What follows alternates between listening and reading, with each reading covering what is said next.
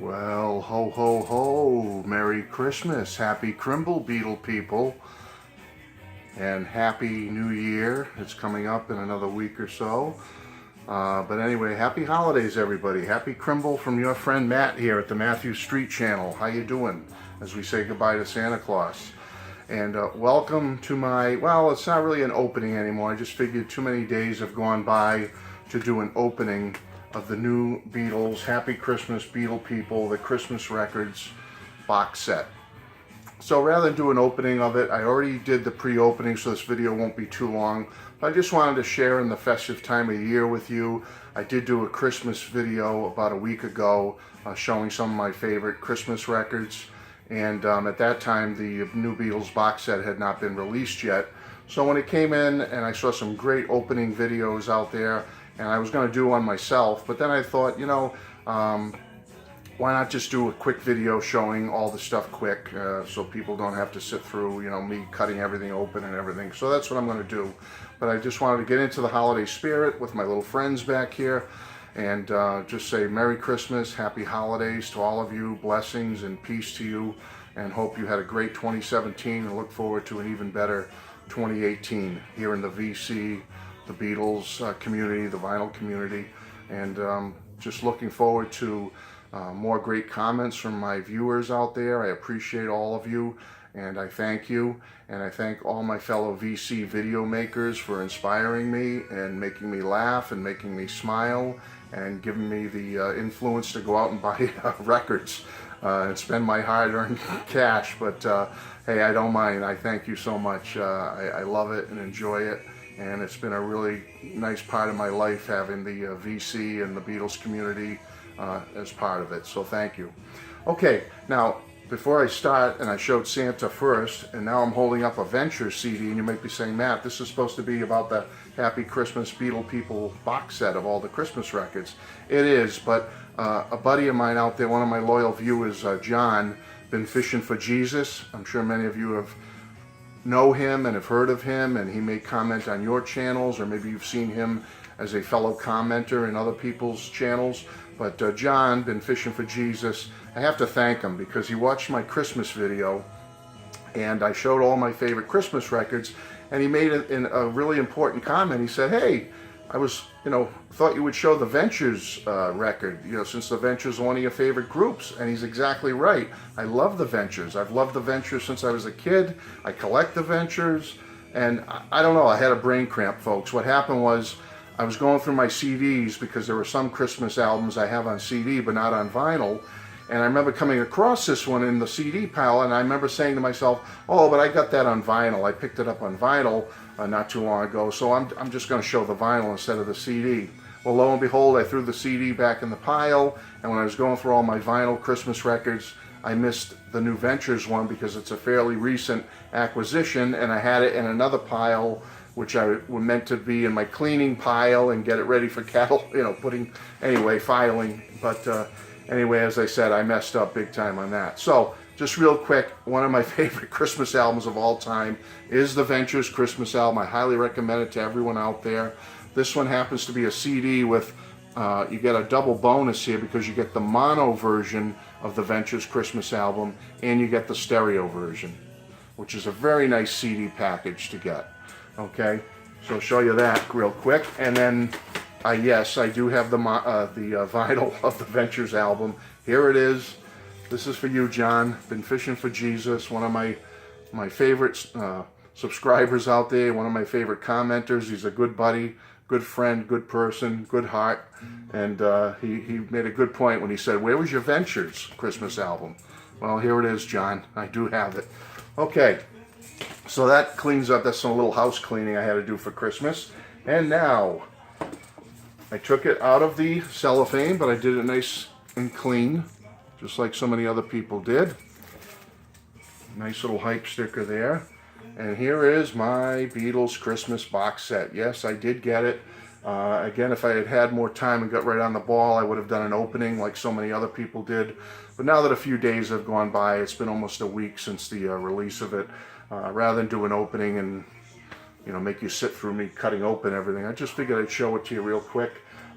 Beautiful set. Let me go quickly and say some comments as I go along here.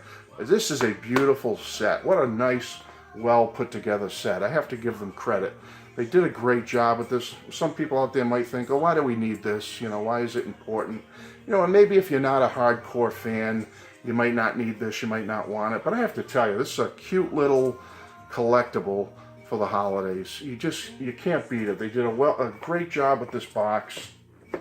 Okay, I'll take the top off here. Inside, very nice, very sturdy box. And just moving some things around here. Okay, and then we have the inside box, again, mainly white, but very well put together, very solid with a black interior. It's not like I'm selling a car. Oh, a beautiful black interior. Rich Corinthian leather. No. Hey, if you know where that reference is from, the rich Corinthian leather. And if you know who said that in that commercial, then you're old like me. Anyway, all right, I gotta get back on track, folks. I tend to get off track and gab a little bit. But anyway, here's the beautiful book inside. Okay, special thanks to all the Beatle people around the world. And I know you've seen this in some of the other openings, but I'm just gonna real quick. You get some of the reprints of the newsletters that came with the first 3 or 4. Beautiful center gatefold. Okay. Nice picture there. Again, a short book, not that long. It's only a few pages. The newsletters, again, showing replicas. And it has a little piece on the back, a little paragraph about each of the Christmas records and some of their background a little bit. And then you get that. Now, on to the actual records. And there are 63 through 69. There are 7 of them. And as I do this, as I show you each one, I thought I would tell a personal story to make my video a little different. I'll go into the history of the Christmas records for me and tell you a little story, and maybe that will sit well with you as something different instead of me just showing the things. And I will comment about each one.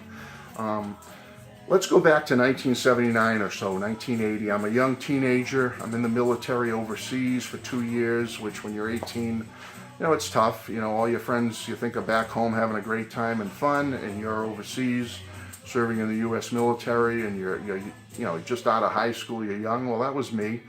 And I have no regrets, by the way. I am proud of my service to the country, and I'm happy to have done it.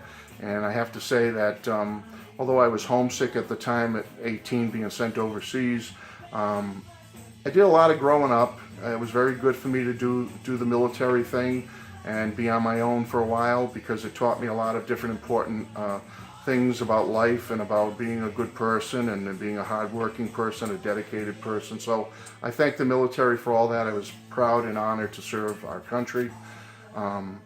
But I was lonely. You know, when you first get overseas, you're lonely. You don't know a lot of people in that.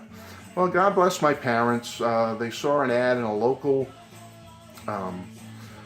newspaper in one of the major cities near me. And by the way, this is the 1963 release. I'm going to, you know, each one I'll tell a little more of the story. Beautiful white vinyl, by the way, in the 63 one. There we go. Okay. Beautiful vinyl. These are well-made, hard cardboard and nice plastic, outer plastic sleeve, so to speak, which I cut through the shrink wrap. And beautiful. The vinyl's very thick and well-made. Very nice, very well replicated. This is the 63 one. Anyway, so they put an ad in the local newspaper, a big city near me, and basically, I'm sorry, let me go back. They didn't put the ad in. They were reading the paper, and they read an ad in the paper. And it was from a man, he was about 32 years old at the time in 1979, 1980. His name was Tom. Tom, I'll tell you more about him in a minute. But he was a man who had a heart condition, and he was trying to earn a little extra money because he couldn't work a lot because of this heart condition as a young man. He had had a heart attack and was on oxygen, or had oxygen at the ready at his house if he ever needed it. And he wanted to get a Christmas gift for his wife that year, and he wasn't making a lot of money, didn't have a lot of money. So what he was he was a big, huge Beatles fan, born in 1948. So he was at that age when they came to America that he was caught by the Beatle bug and just became a fanatic like the rest of us. And he saw the Beatles live in 1966 in Boston at the Suffolk Downs racetrack on, I believe it was August 18th, 1966. They played Boston, and Tom went to that show and saw them and said he took some video, some silent color footage, and just what great stories he has about the Beatles. Well, anyway, this Tom put an ad in the paper to sell. He took his copies of the Beatles Christmas records. He had the original copies, and he put them on a cassette tape. He made cassette tapes of these Christmas records. Here's the 64 one. And he put them on a cassette tape. A nice beautiful red, by the way, for 64. And as Joe said, it's the only one that's in 45 RPM. Okay, the rest are 33 and a third. He made these cassettes, and he advertised in the paper that he was selling the Beatles for the Christmas holiday season, the Beatles Christmas messages on a cassette, all 7 of them on a cassette tape. And I think the price was only a few dollars, but he was trying to make some money to buy his wife a Christmas present that year, and God bless him for doing that. Because my mom and dad read the ad in the paper. They knew I was a Beatles fanatic by then. By the time I was 18, I was like years into it, folks. I mean, I'm talking, I was a little kid when I got my first Beatles record. They saw this ad for a special, rare, unreleased at the time, hard to get, Beatles Christmas cassette that Tom was selling. So my mom contacted him, made arrangements. He didn't live too far from where we lived at the time. She made arrangement. Here's the 65 Beatles Christmas record, by the way. She made arrangements to meet Tom. My dad and her went to Tom's house to pick up the Beatles Christmas Messages cassette. A nice, beautiful blue on this one. And to mail it to me overseas in the service so I could get a nice surprise for Christmas, since I wasn't going to be home that Christmas. And they thought I would enjoy it. So they met Tom, went to the house, bought the cassette, all the Christmas messages on it, took it back home, and they actually got very friendly with Tom. You know, he was a very outgoing, is an outgoing, friendly man, and my parents, I'm going to ignore that right now, outgoing, friendly person, and so they became friendly with him. They mailed me the cassette. Needless to say, folks, when I got these on the cassette, I was one happy camper. Just ignore that, folks. I was one happy camper, and it's hard when, like Joe with the trains going by, right? You know, the train goes by and you're trying to concentrate. Well, anyway, where was I? Oh my God, how we can lose your train of thought. Anyway, they became friendly with him. They sent me the cassette. Here's the 66 one. I loved it so much. I was so excited as a young teenager to get this cassette. Kind of like a pea green, pea yellow, I guess, lime green, lime yellow on the 66 one. I was so excited to get it, to have something, the Beatles talking to you on a cassette, almost like personal, one-on-one, like they're right in the room with you, wishing you Merry Christmas and Happy Crimble and all that fun stuff that are on these. Here's 67. And I just so excited by it, and so blown away to get something rare and unreleased like that, that I just fell in love with it. And to this day, I think I have the cassette he gave me somewhere. Again, 67. On a beautiful green with red lettering. Very festive. Okay.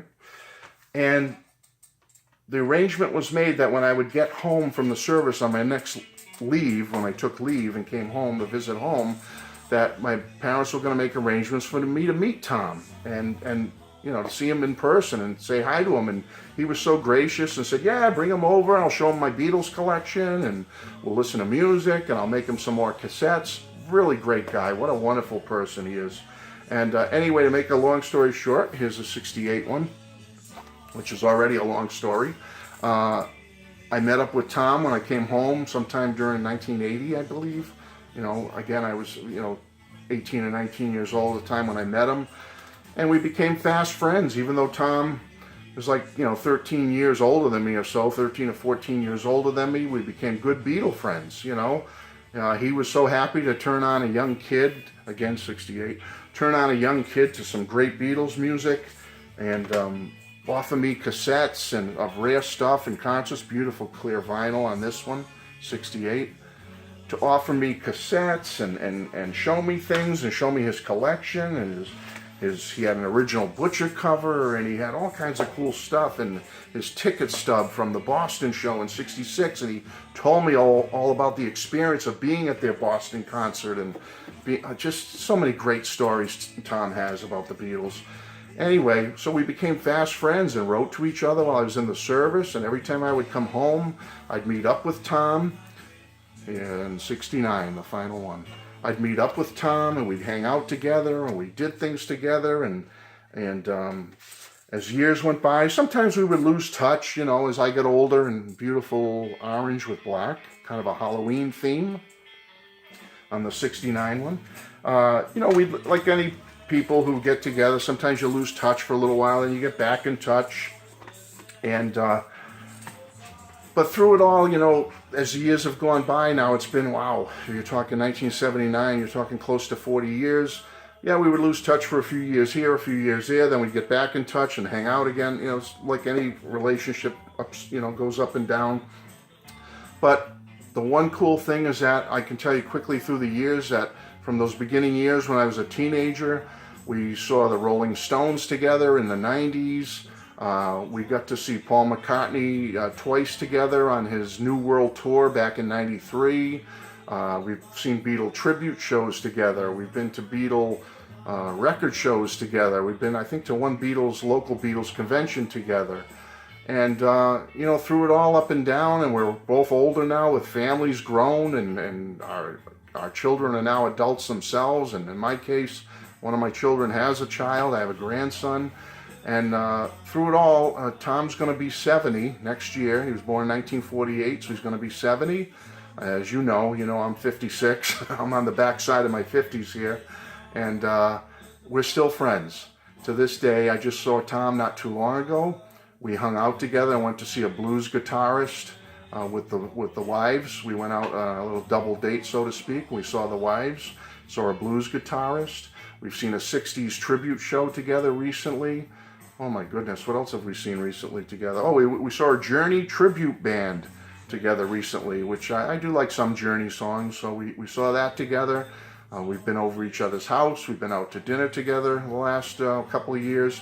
Oh, and we saw the premiere of Ron Howard's film, The Hollywood Bowl, 8 days a week. We went to a theater and saw the premiere of that film. He still to this day will tell me about stuff online where I can get some cool Beatles stuff and how to get it and where to get it. And so I just want to thank him for being a really cool friend, good friend. I appreciate it. And that's my Beatles Christmas story. All those years ago, late 70s, Tom, my friend Tom, who's still my friend today, turned me on to the Beatles Christmas messages and that little cassette tape that he was selling in the newspaper to make a little money for a present for his wife that year. And here we are almost 40 years later, still hanging out, getting old together, and hopefully we'll enjoy the holidays this year together. So that's my story, folks. I know it's a little disjointed and I'm trying to show my new Christmas records release, but I thought a little special personal story interspersed between showing the records would be fun for you to listen to. My little story about the Beatles Christmas records going all the way back to the late 70s. And here we are today in 2017, finally getting them officially in this beautiful box set.